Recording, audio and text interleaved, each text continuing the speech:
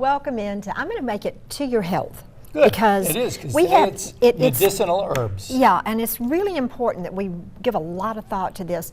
We're lucky today because we have Kathy Quinn, and Kathy first was a pharmacist. Yes. Kathy has gotten involved with the herbs, a more natural way. And Kathy, you're the president of the Herb Society this year, aren't you? I am. Okay, well, she's going to talk to us about some herbs that help with digestion. Exactly. Yes. And I think we could First, all use that. we need to let people know about Herb Day, That'd be which great. is next week. It's going to be on the 13th. That's a right. Saturday of April. Used to be the Saturday before Mother's Day. They've moved the date and they've moved the location to, where's the church, St. Grace Church. Grace Church, which is just when you're going down the Atlanta Highway and you come into Bell Road, as soon as you turn onto Bell Road, it's there. It's on the Yeah, left-hand it's right side. on the corner of Yes. Bell Road and Atlanta Highway, Mhm. across from Mr. Mr. Gus's. G- Mr. Gus. Mr. Yep. G's. That's right. A beautiful pecan grove. Oh, yeah. And it should be wonderful. It will be. Hopefully we'll have wonderful weather that Yes, day. that'll be nice.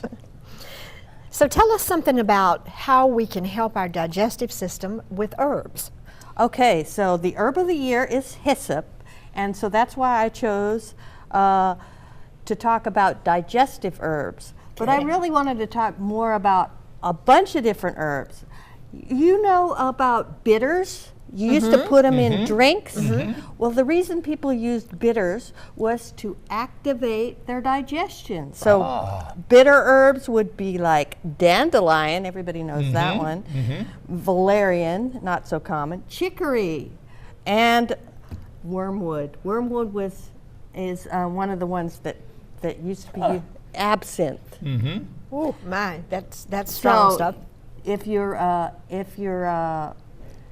Digestive system. it's Yeah. not working so well, take some bitters to activate your digestion before you eat.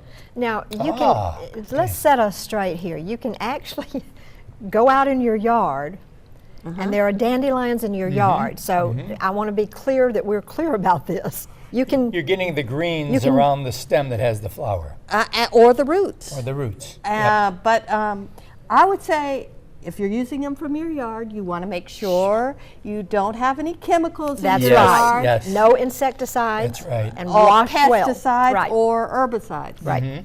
So you have to do it organically, but you can buy dandelion greens at the market. Whole Foods has them. Okay, so another type of digestive herb you might want to use would be calming, like chamomile Right. or lemon balm. I have. And you see that a lot of times as an oil too, don't you? Or, You can use essential oils. Essential oils is a whole nother area. right. But you'll see it in tea. Chamomile tea is what you want to Absolutely. drink right before you go to bed. Right, and it'll settle you. Decaf. If you have an upset stomach, you can drink chamomile tea. It'll settle your Right. stomach. And you can make your own with lemon balm, because lemon balm is easy to grow here in Alabama. The next one would be carminative herbs, which would be those that would reduce the gas and bloating that you would get. Ginger tea, excellent. ginger candy, just grate up some fresh ginger. Peppermint, that's one you Yep. mentioned. Yes, yes. Fennel, love my fennel, and it loves Alabama, so it's easy to grow. Once you get it going, you never have to mess with it. And when you talk about peppermint, a lot of times when you leave a restaurant, they've got a little bowl up at the, That's right. yeah, with You little chew- pieces of peppermint in there, right.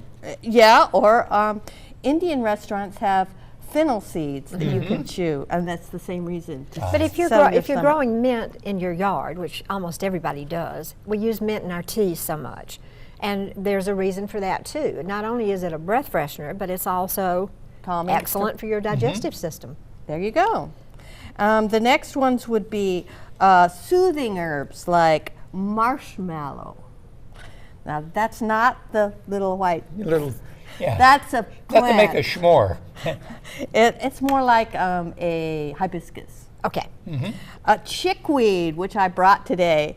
Everybody probably has this in their garden if they don't weed it well enough. That's something.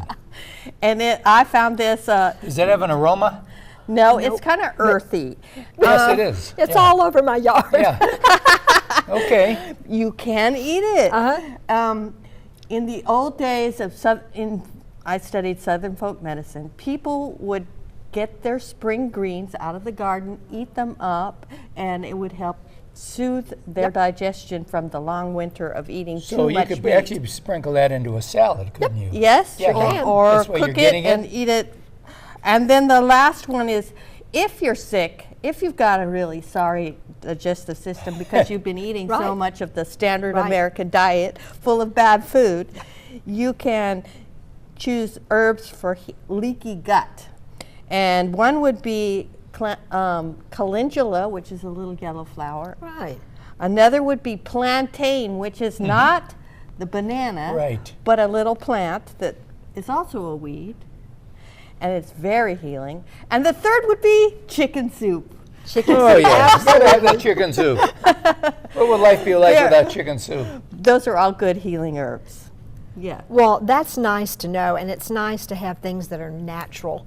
So thank you so much, Kathy, for was coming great. on. And I love the fact that Yep. from a pharmacist's point of view, you really know what you're talking about. Thank you for all you do for the Herb Society. Right. The 13th of April. That's right. Don't miss it and bring the children.